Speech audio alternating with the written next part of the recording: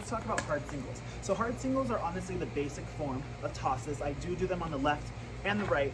I find that it helps kids kind of understand how to use that right hand a little more when I do singles on the right side. But again, if you don't do it at your school or your group, you don't have to do it on the right side.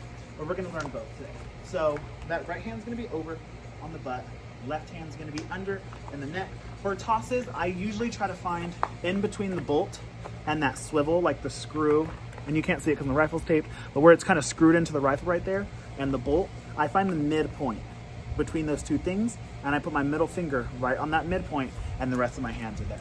So that's where I personally toss from, and again, every instructor and every technique is gonna be something different. I've seen people toss from out here, and they like a little bit loftier tosses, and I've seen people toss from in here, and they like it super low and buzzy. So I just like to have that balanced approach right in the center of both of those things.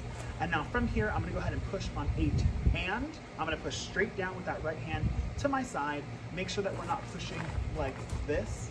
Make sure we're pushing straight down, and then it just gets placed on that side. So 8, and I push down. On count 1, I'm just literally gonna put my fingertips straight up. So that is the thing about singles too, is there's no lift. I don't do this to make it happen. I literally just push on 8 and, release on count 1, and it'll come out naturally. And 1, grab. Notice I didn't do anything with my elbow or my wrist or lift. I just pushed, and 1, 2.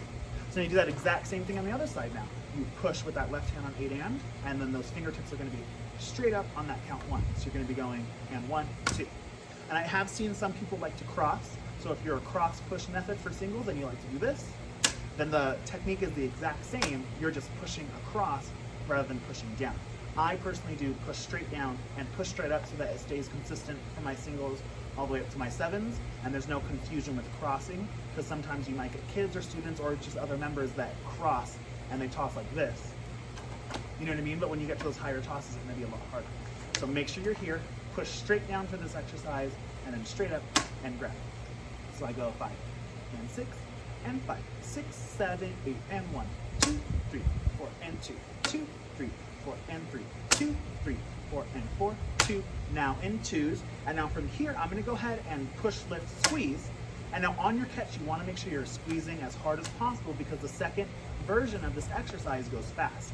So you go push, lift, squeeze, and then right away, again, you go push, lift, squeeze, push, lift, squeeze, push, lift, squeeze. So notice the 3 words I'm saying. I'm saying push, lift, and squeeze. And kind of lock that into your head and into your mind, because those are the only 3 actions that should be happening during this whole exercise. So you shouldn't be going push, lift, squeeze, and then rebounding. Push, lift, squeeze, rebounding.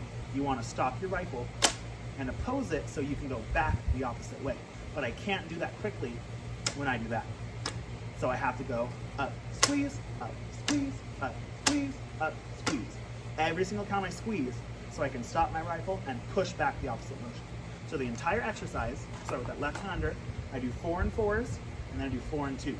So I go 5 and 6 and 5, 6, 7, 8, and 1, 2, 3, 4, and 1, 2, 3, 4, and 1, 2, 3, 4, and 1, 2. Now in 2s and 1, 2, 3, 4, 5, 6, 7, 8.